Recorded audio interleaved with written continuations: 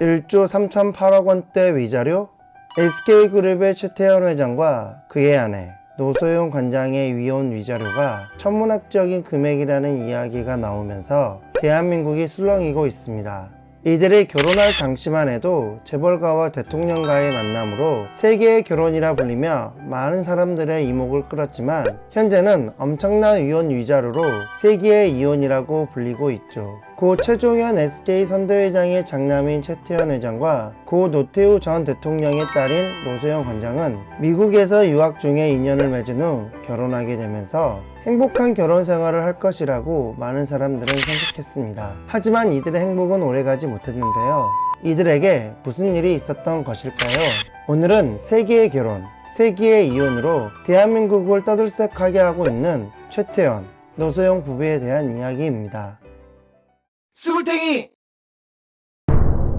정치권과 재벌가의 만남. 1985년 최태원 회장과 노소영 관장은 미국 시카고의 한 대학원에서 첫 만남을 갖게 되는데요. 많은 사람들은 대기업 회장의 장남과 당시 유력 차기 대통령 후보의 딸이 만났기에 정략적인 만남을 가진 것이 아니냐는 말이 나왔지만 두 사람은 대학원 선후배로 우연하게 만났다고 합니다. 하지만 한국도 아니고 먼 타국인 미국에서 두 사람이 서로 아무 정보도 없이 단지 선후배 사이로 만났다는 것을 믿는 사람은 많지 않았죠. 당시 최태원 회장은 고려대를 졸업하고 시카고 대학교에서 경제학 박사 과정 중이었고 노소영 관장은 서울대에 입학하자마자 자퇴 후 미국으로 유학을 가서 윌리엄 앤드 메리대 경제학과를 거쳐 최태원 회장이 다니고 있었던 시카고 대학교 경제학 박사 과정에 진학하게 됩니다. 그런데 노소영 관장이 대한민국 최고의 대학인 서울대를 입학하자마자 그만둔 이유는 무엇이었을까요? 1979년 당시 11.6 사건으로 유신체제가 붕괴되면서 서울의 봄을 맞이했지만 전두환 신군부에 의해 민주화가 무참히 짓밟히게 되면서 그녀는 쿠데타 주역의 딸이라는 질타가 너무 괴로워 서울대를 포기하고 미국으로 유학을 떠난 것으로 알려져 있죠. 그렇게 대학원 선후배로 만난 둘은 테니스 등 여러 취미를 공유하며 서로에게 끌리게 되었고 결국 결혼에 이르게 됩니다. 세간에서는 이들의 결혼을 정략결혼, 정경유착이라고 표현했지만 이에 대해 최 회장의 아버지인 고 최종현 회장은 본인들의 뜻이라는 점을 여러 차례 밝히고 이어 대통령이어서 사돈을 맺자고 했던 것이 아니었다. 또 대통령이라고 해서 굳이 사돈을 맺지 말라는 법도 없다. 배우자 선택은 당사자 스스로 선택하는 것이지 자식들을 정략의 희생물로 삼을 수 없는 일이라고 말한 일화는 유명하죠.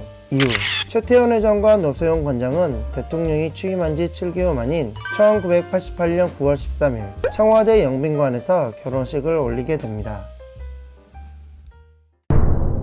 대통령 사돈기업. 이들의 결혼 이후 SK그룹은 노태우 대통령의 재임 기간을 전후로 급성장하게 되는데요. 60. 한국이동통신의 M&A를 통한 사업 다각화가 SK그룹의 성장 운동력이 되었지만 한국이동통신 인수, 이동통신 사업자 선정을 두고 대통령 사돈기업 후광으로 특혜를 받아 그룹이 성장했다는 의혹에 시달릴 정도로 당시 SK의 성장세는 무서웠죠. 실제 SK는 1991년 4월 성경텔레콤을 설립해 이동통신 시장에 진출했는데 특히 1992년 8월 대한텔레콤을 통해 포항제철, 코오롱, 동양, 쌍용, 동부그룹 등 쟁쟁한 경쟁자를 물리치고 제2이동통신 사업자로 선정되게 됩니다. 다른 그룹보다 경쟁력이 부족했던 성경텔레콤이 이동통신 사업권을 따는 것에 대해서 현직 대통령 사돈기업 특혜가 있다는 시비에 휘말리게 되었고 게다가 당시 집권당 대선 후보였던 김영삼 전 대통령도 특혜 의혹을 제기하며 다음 정부로 이동통신 사업자 선정을 연기할 것을 강하게 압박하게 됩니다. 이에 최종현 회장은 정경유착에 대한 특혜 시비를 우려해 이동통신 사업자 선정 일주일 만에 사업권을 반납하게 되죠. 그러던 1994년 SK는 한국이동통신을 인수하게 됩니다. 1993년 김영삼 정부가 들어서면서 주인이 없었던 제2이동통신 사업자 선정과 함께 제1이동통신인 한국이동통신의 민영화를 동시에 추진하겠다는 계획을 발표하게 되는데요. 당시 정부는 제2이동통신 사업자 선정 권한을 정경련에 위임하게 되지만 정경련 회장이 SK그룹의 최종현 회장이었기 때문에 그는 또다시 불거질 특혜 논란을 우려해 제2이동통신 사업권 선정 참여를 포기하게 되죠. 하지만 통신사업에 대한 진출 의지가 강했던 최종현 회장은 후에 기존보다 4배나 더 비싼 비용을 지불하며 제1이동통신인 한국이동통신 인수에 성공하여 마침내 그의 수건사업과도 같았던 정보통신사업에 진출하게 됩니다. 삐걱대는 결혼생활. 그렇게 SK그룹이 승승장구하는 것과는 달리 최태원 회장과 노소영 관장의 결혼생활은 처음부터 순탄치 않았습니다. 이러한 이유로 정략결혼이라는 소문이 끊이지 않았고 그 때문인지는 몰라도 실제로 이 부부의 다정한 모습은 찾아보기 힘들었죠.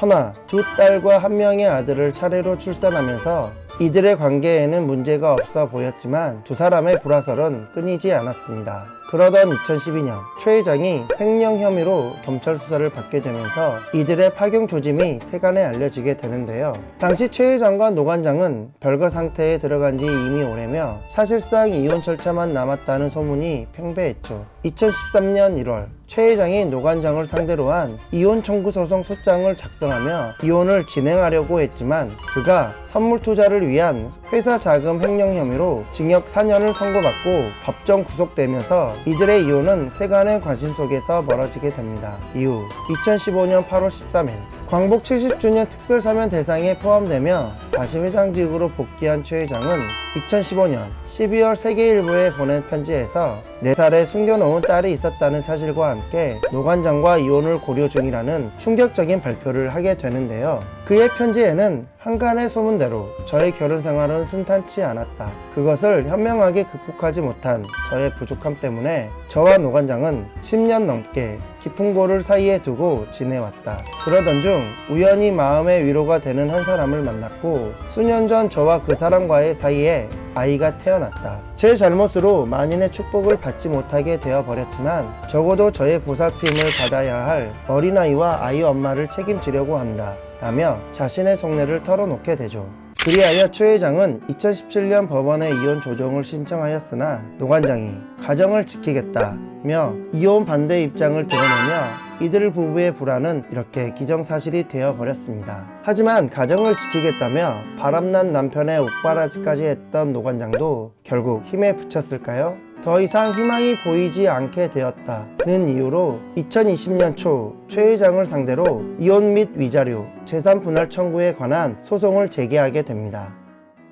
스물탱이 2022년 12월 6일 1심 재판에서 남편 최태원 측 이혼 청구는 위측 사유 제공의 사유로 기각되고 아내 노소영 측 반소 청구를 받아들여 두 사람은 이혼하고 원고 최태원이 피고 노소영에게 위자료 1억 원, 재산 분할 665억 원 및 지연이자를 지급하라 는 최 회장에게 다소 유리한 판결이 나오게 됩니다. 이에 불복한 노 관장은 2024년 5월 30일 항소를 신청하게 되는데 항소심에서 최 회장이 그녀에게 무려 1조 3,800원대의 금액을 지급하라는 드라마틱한 판결이 나오게 되었고 국민적인 지지 또한 얻고 있는 상황이죠. 다시 이에 불복한 최 회장은 SK 주식가치 증대와 관련한 최종현 최태원 회장의 기여 정도를 판단한 항소심 재판부의 계산에 치명적인 오류가 있다고 주장하며 현재 대법원에 상고장을 제출한 상태입니다. 과연 재판부는 최태원 회장과 노소영 관장 중 누구의 손을 들어줄까요?